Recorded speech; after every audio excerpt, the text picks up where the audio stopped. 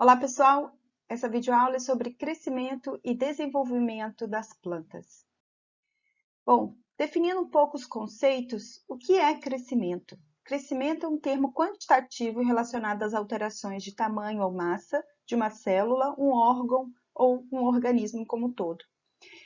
O crescimento, no caso das plantas, envolve dois processos. O processo de divisão celular, em que uma célula se divide formando duas células iguais, e o processo de expansão celular, que é o aumento do volume da célula, que envolve absorção de água, aumento da pressão de turgor, aumento da pressão sobre a parede celular e expansão da parede e aumento do volume da célula. E desenvolvimento? O que é desenvolvimento? É a sucessão de alterações irreversíveis ou fases do ciclo de vida de uma célula, de um órgão, de um organismo. Desenvolvimento envolve tanto o crescimento, como também o processo de diferenciação, que é a aquisição de novas características, de novas funções, de nova morfologia daquela célula, para a formação de novos tecidos e novos órgãos. Então, diferenciação é o termo qualitativo que reflete um processo de especialização celular, pelo qual as células adquirem propriedades metabólicas, estruturais e funcionais distintas daquelas das células progenitoras. As células vegetais retêm a informação genética necessária para o desenvolvimento de uma planta completa. Não só as células vegetais, as células animais também. Qualquer célula que a gente pegar do nosso organismo contém as informações genéticas para a formação do corpo inteiro, certo? Só que no caso dos animais, se eu, por exemplo, corto um braço, se eu perco um braço num acidente, por exemplo, o meu corpo não é capaz de regenerar um novo braço. Já as plantas são capazes de fazer isso.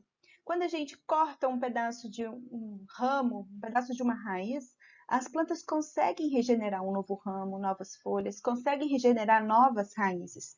Por quê? Porque as células vegetais são totipotentes. No caso dos animais, algumas células são assim: células do cordão umbilical, células da medula óssea, a gente consegue ainda achar células que têm essa capacidade totipotente de se desdiferenciar, perder a função que elas exercem e diferenciar novamente em novas células com funções novas. As células vegetais, praticamente todas as células do corpo da planta têm essa capacidade, com exceção de algumas. A capacidade de totipotência, ela é inversamente proporcional à capacidade de ao grau de diferenciação da célula. Como assim? Por exemplo, células do floema e células do xilema são células altamente diferenciadas. As células do xilema maduro, são células mortas, né? Elas sofrem um processo de morte celular programada pelo próprio núcleo da célula, e as células morrem e ficam somente a parede celular. Então, o xilema é formado por células mortas e, obviamente, elas perderam a capacidade de se diferenciar em outras células. Elas perderam a sua capacidade totipotente. Células do floema são células vivas, mas como a gente já viu em outras aulas, as células do floema são altamente diferenciadas. Elas já perderam núcleo, elas já perderam mitocôndrias e outras organelas, para que elas sejam especializadas em translocar nutrientes e fotoassimilados. Essas células também perderam a capacidade de totipotência. Mas, tirando essas células altamente diferenciadas, todas as outras do corpo da planta são capazes de se desdiferenciar e diferenciar em novas células. É o que é a característica da planta que é utilizada na cultura de tecido. Então, na cultura de tecido, o que é feito? É tirado um pedacinho de uma folha, um pedacinho de um caule, um pedacinho de um pecíolo, colocado em um meio de cultura com todos os nutrientes necessários e com a adição de alguns hormônios com estimulantes, né, para induzir artificialmente esse processo. Essas células, que eram, por exemplo, células mesofílicas, células de folha, se desdiferenciam, perdem a característica de célula mesofílica e se diferenciam novamente em novas células, por exemplo, células de raiz, células de caule, células de floema, células de xilema, células de parênquima, e assim vai, dando origem a um novo organismo completo. Então, a maior parte das células vegetais são totipotentes, Essa é uma característica típica de células meristemáticas, que são células que ainda não se diferenciaram, são células que compõem os meristemas, células que ainda não se diferenciaram e podem se diferenciar em qualquer outro tipo de célula. Bom, então, resumidamente, crescimento é um aumento quantitativo da massa, envolve divisão celular e aumento do volume celular. E o desenvolvimento envolve o crescimento e a diferenciação celular, aquisição de novas características e funções metabólicas daquela célula. É um termo mais qualitativo, ok? Como que a gente pode quantificar o crescimento das plantas? Já que crescimento é quantitativo, como que a gente poderia quantificar o crescimento das plantas? De várias formas. Por exemplo, a gente pode medir o comprimento do fuste, o comprimento de uma planta. A gente pode medir a área, por exemplo, a circunferência do tronco de uma árvore. A gente pode medir a área foliar. A gente pode medir o peso da biomassa. A gente pode medir tanto a matéria fresca, a biomassa fresca, como a biomassa seca, ou a matéria seca. Qual é a diferença? É interessante a gente quantificar crescimento em termos de matéria seca em relação à matéria fresca, por quê? Na matéria fresca, inclui a água presente nos tecidos. E a quantidade de água presente no tecido vegetal varia de acordo com a hora do dia, de acordo com as condições de crescimento, de acordo com o estágio de desenvolvimento. E a matéria seca é a biomassa desidratada e depois pesada. Assim, a gente elimina o conteúdo de água e qualquer uma dessas variáveis que possa ocorrer durante o dia ou das condições de crescimento e avaliar exatamente quanto que é que pesa em termos de nutrientes, de carbono, nitrogênio, etc. Tá? Então, ao quantificar e comparar crescimento de plantas, a utilização de matéria seca é mais eficiente do que a utilização da matéria fresca, porque assim a gente elimina o conteúdo de água e elimina variações que a gente não tem controle, como, por exemplo, condições de crescimento, nos dias anteriores se choveu mais ou choveu menos, vai ter mais ou menos quantidade de água nos tecidos, variações ao longo do dia, etc. A gente pode também contar o número de células, pode avaliar o crescimento em termos de quantidade de algumas compostos celulares, por exemplo, que seria uma análise bioquímica. Bom, se a gente pegar, por exemplo, a matéria seca da planta, vamos analisar o crescimento em termos de biomassa de matéria seca. E a gente plotar num gráfico a quantidade de matéria seca ao longo do tempo, tá? Se a gente for quantificando a matéria seca da planta ao longo do tempo, como que vocês acham que seria o comportamento desse gráfico, da curva desse gráfico? Ele seria nesse formato aqui, ó, sigmoide, na forma de um S, tá? Por quê? Porque inicialmente, quando a planta está germinando, né? A sementinha começa a germinar. Aqui nós temos uma intensa divisão celular, tá? E diferenciação celular. Mas a gente ainda não tem uma grande quantidade de aquisição em volume. Então, aqui ocorre uma taxa de diferenciação celular muito grande, tá? Aí com pouco incremento de biomassa, tá? Ainda a capacidade fotossintética da planta é mínima, ela está se nutrindo das reservas da semente, formando novos tecidos, mas não tem um incremento de biomassa, fixação de carbono ainda muito grande. Assim que a planta se torna independente e começa a lançar folhas fotossintetizantes, essas folhas se tornam maduras, aí sim o incremento de biomassa é rápido e aí a gente entra nessa fase exponencial. Então, inicialmente nós temos uma fase lag, com pouco incremento de biomassa, com grande taxa de divisão celular e diferenciação. E aqui a gente entra numa taxa de crescimento exponencial muito rápida, ou fase logarítmica, ou fase log. Até o momento em que não ocorre tanto mais um incremento nessa biomassa e estabiliza, esse incremento de biomassa estabiliza, o crescimento estabiliza. A planta entra na sua fase de maturidade vegetativa e entra no estado reprodutivo. Então, vai haver um incremento mínimo de biomassa em termos de frutos, né, e sementes, mas não mais tanto investimento em tecidos vegetativos, como caule, raiz, folhas, etc. E no final ocorre uma queda nessa biomassa com a senescência da planta, né? Perda de raízes, de folhas, de ramos, e a planta entra em senescência ao final do ciclo de vida. Bom, a partir daqui a gente pode calcular a taxa de crescimento da planta. E o mais comum é calcular a taxa de crescimento relativo, que é o incremento da matéria seca total num intervalo de tempo, ou seja, num tempo 2, vamos por 80 dias, menos o de inicial, 20 dias, e a gente pode calcular o tempo de crescimento relativo nesse período, dividido pelo tempo que a gente está considerando, tá? Então, a taxa de crescimento relativo é um incremento de biomassa no intervalo de tempo dado em miligrama ou em quilo por gramas por dia, ok? Ou por área também pode ser dado. A razão de outros parâmetros de crescimento que a gente pode calcular que nos dá noção do que está acontecendo com a planta e que pode nos ajudar a tomadas de decisões agronômicas, por exemplo, tá? Razão de massa radicular, qual é a quantidade de biomassa investido no sistema radicular em relação à biomassa total da planta.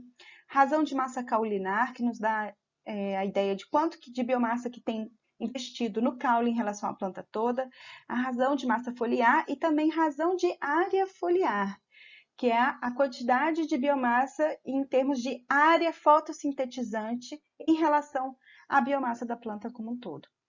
Existe, a partir desses parâmetros de crescimento, a gente pode calcular alguns índices que são muito utilizados para tomadas de decisões na agronomia. Por exemplo, o índice de colheita, que é a biomassa do órgão de interesse sobre a biomassa total. Então, qual está sendo a eficiência da planta em termos de investimento de biomassa em semente, em fruto ou em raiz, né? Dependendo de qual for o órgão de interesse. Um outro índice muito utilizado é o índice de área foliar, que é a área foliar total da plantação sobre a área do solo. Isso dá a noção do quanto de área que está do solo que está sendo aproveitada para interceptar energia solar, fotossintetizar e produzir biomassa. E isso é um indicativo de espaçamento.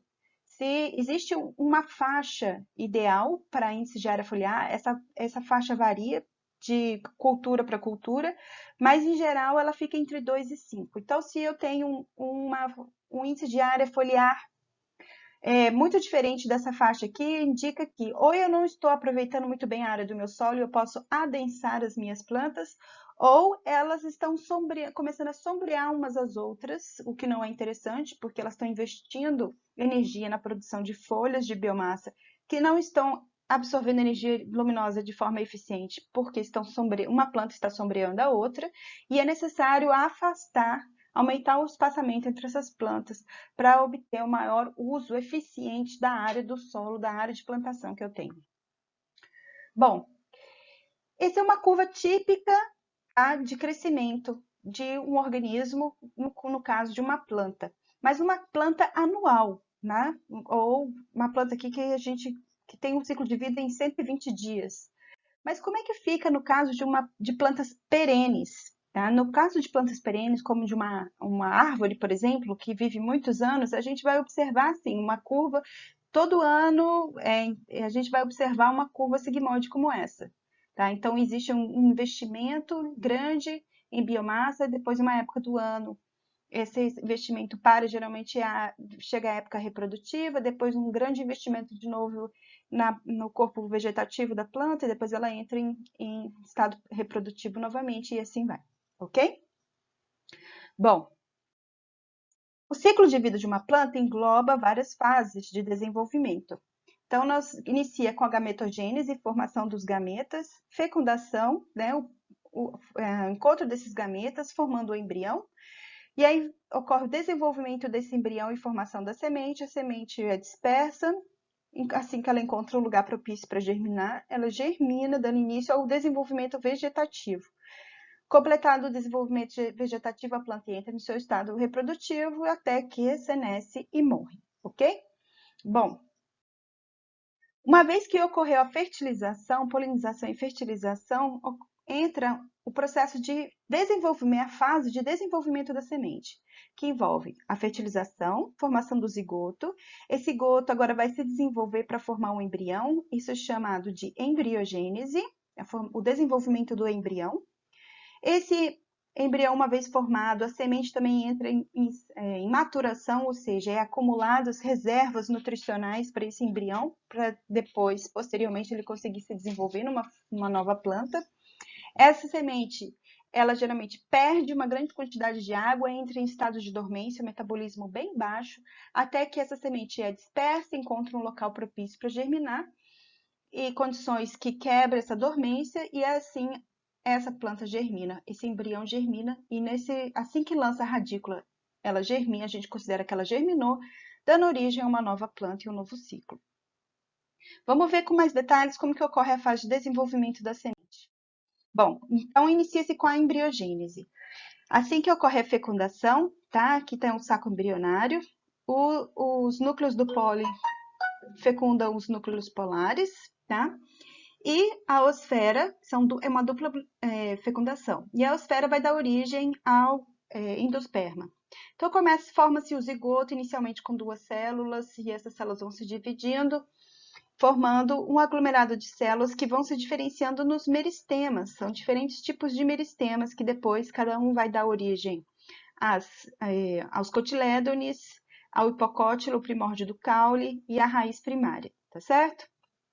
Bom, lógico que não é tudo bonitinho assim, esse é só um esquema, né? Aqui uma visão em microscopia, como que a gente consegue, como que a gente vê esse embrião dentro de uma semente, ok?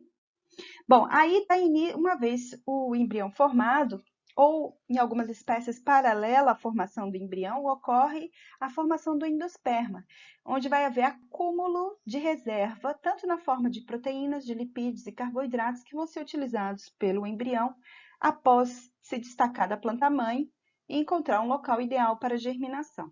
E a quantidade, a proporção de carboidrato, lipídios e proteínas varia de espécie para espécie. Então, em cereais, a gente vê que a proporção de carboidratos é muito grande, tanto que a gente usa os cereais como fonte de carboidrato na nossa alimentação. Nas leguminosas também há bastante carboidrato, mas a proporção de proteína é bem maior, né? A gente usa feijão, ervilha, soja como fontes de proteína. Então, nós vamos encontrar uma estocagem de carboidrato na maioria das vezes, né, gente? Na forma de amido dentro dos amiloplastos. A gente vai encontrar óleos, né? Reserva na forma de óleo. Algumas sementes acumulam bastante quantidade de óleo, como o amendoim, por exemplo. Então, eles vão ser estocados em organelas específicas para armazenar esses óleos em diversos formatos, dependendo da espécie. As proteínas podem ser acumuladas dentro do vacúolo ou podem ser estocadas também em organelas específicas para isso, tá? Que são chamados proteinoplastos. Muitas vezes as proteínas adquirem essa característica cristalina. Bom, uma vez formado o endosperma, aí as sementes vão entrar na fase de dessecação.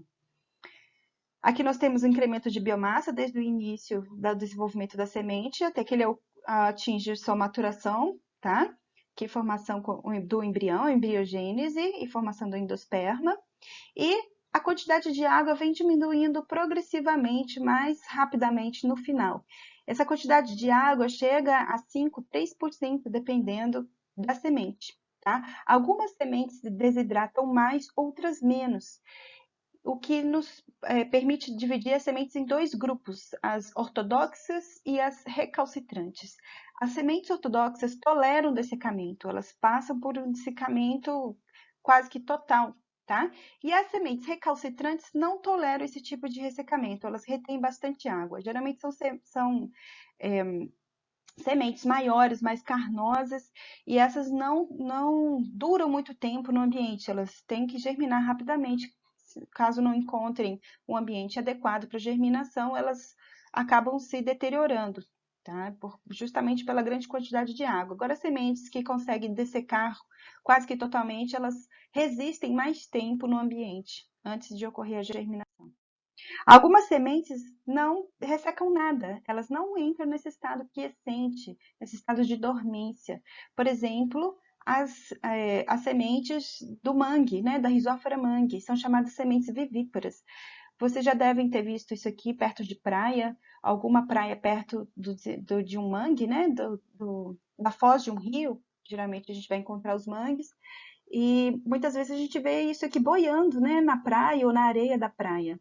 Isso aqui já é a planta germinando, é a semente com a radícula já sendo lançada. Isso aqui é a radícula da planta, tá? Então, como ela não entra em estado quiescente, ela acaba germinando antes de se destacar da planta mãe.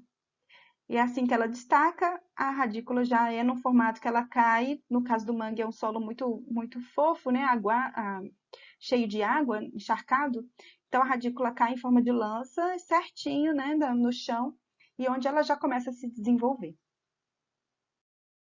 Bom, as plantas que toleram dessecamento, obviamente que elas têm que ter mecanismos para se proteger dessa perda de água, porque ao perder água, muitas proteínas acabam perdendo a conformação, lipídios de membrana também perdem a conformação, alterando as membranas.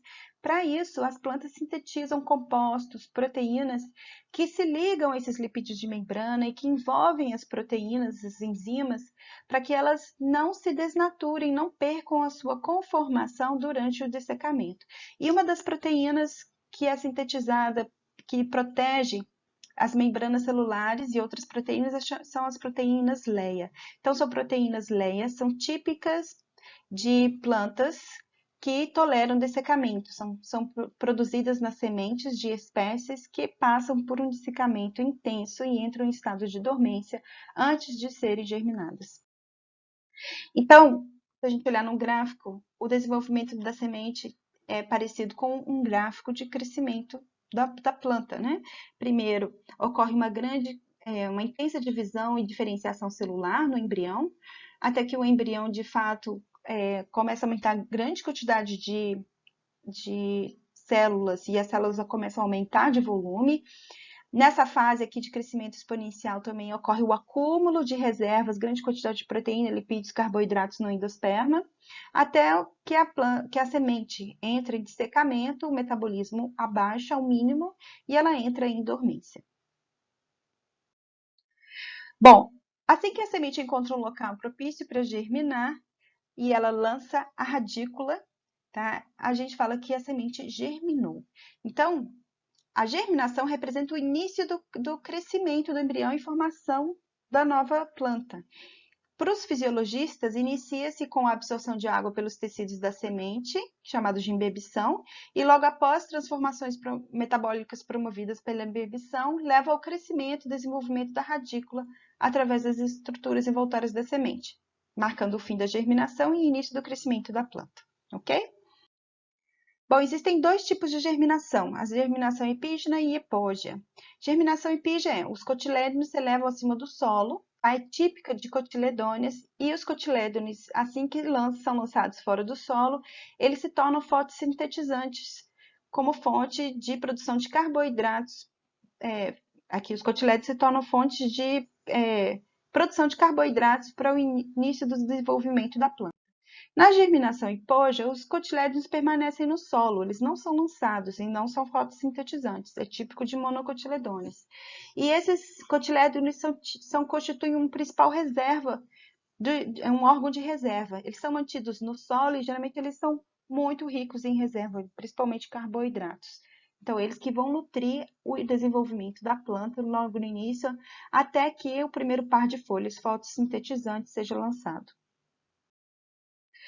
Bom, aí começa o desenvolvimento da planta, da nova planta, tá? Então, a partir do embrião maduro. Então, aqui nós temos uma semente e a imagem de um embrião, né? Aqui os cotilédones, aqui o hipocótilo, primórdio do caule, e aqui a radícula, tá certo? O meristema apical, de onde vai sair a radícula, ok? E eu pergunto para vocês, qual é a diferença, a principal diferença entre uma embriogênese vegetal e uma embriogênese animal? Olhando para essa imagem aqui, qual é a diferença entre uma embriogênese vegetal e uma embriogênese animal? Isso aqui parece com uma planta madura, com uma planta igual vocês conhecem? Não, né? E se a gente olhar aqui um embrião, tá? Humano, isso aqui parece com um ser humano adulto? Parece, né? Então, a diferença principal é, nos animais, a gente fala que o crescimento é fechado. A formação dos órgãos é um processo limitado ao estágio embrionário.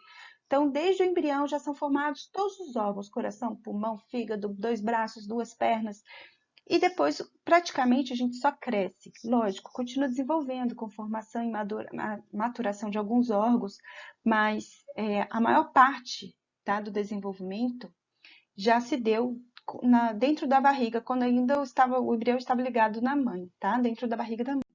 No caso das plantas, a gente fala que o crescimento é aberto, porque a maior parte do desenvolvimento vegetal, formação dos órgãos, ocorre após a embriogênese, tá? Por meio dos meristemas. Então, assim que a semente germina, aí sim vão ser começados a formar os órgãos, as raízes, as folhas fotossintetizantes. Mais para frente é que vão formar os órgãos reprodutores. Tá? Essa é a diferença principal entre embriogênese animal e embriogênese vegetal. E como que se dá, a planta consegue se desenvolver depois da embriogênese? Através dos meristemas. Então, a planta retém ilhas de células meristemáticas que vão se diferenciando ao longo do ciclo de vida em qualquer tipo de célula, dando origem a qualquer tipo de órgão. E assim, como as plantas são sésseis, elas conseguem coordenar o seu desenvolvimento de acordo com os estímulos do ambiente. Então, se tem pouca luz, a planta consegue lançar ramos e folhas em direção aonde tem luz.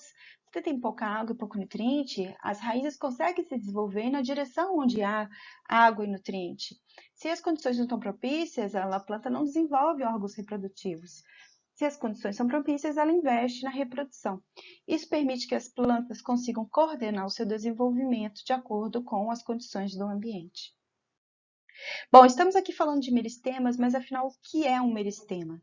Então, meristema são ilhas de células totipotentes que são capazes de diferenciar em qualquer outro tipo de celular, ou qualquer outro tipo de célula, tá? E regenerar um indivíduo completo, se necessário. Tá certo? Bom, então são 3 os principais meristemas fundamentais: a protoderme, o meristema fundamental e o procâmbio. Esses 3 meristemas vão dar origem a todos os tipos de tecido na planta. A protoderme dá origem à epiderme, o meristema fundamental, os tecidos fundamentais, que são parênquima, colênquima e esclerênquima, e o procâmbio aos tecidos vasculares, que é o floema e o xilema.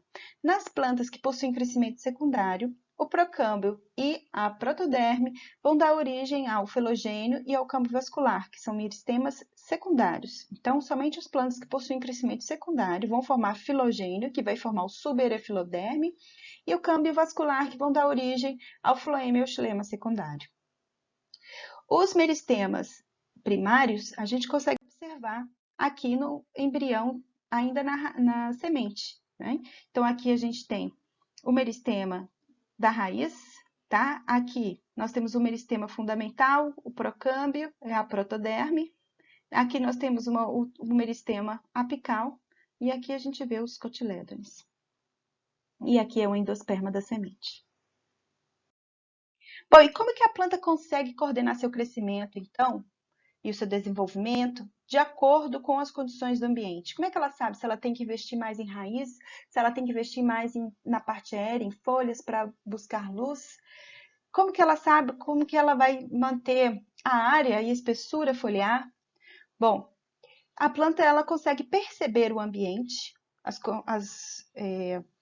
condições do ambiente e consegue também responder a isso de acordo com o seu metabolismo interno, de acordo com a sua disponibilidade de carboidratos, de nutrientes que ela conseguiu produzir e absorver.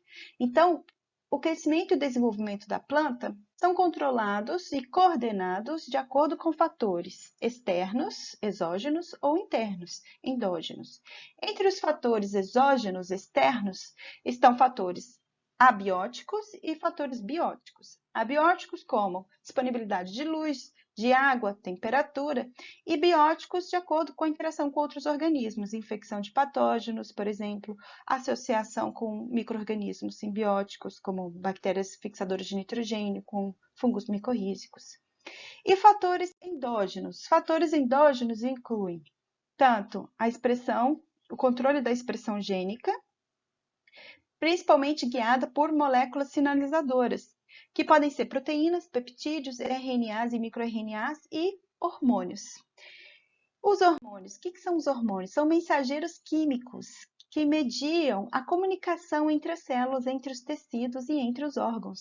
São geralmente moléculas pequenas, transportáveis a longa distância dentro do corpo da planta, capazes de induzir uma resposta celular, induzir uma resposta dentro do núcleo para a síntese ou inibição de síntese de compostos celulares.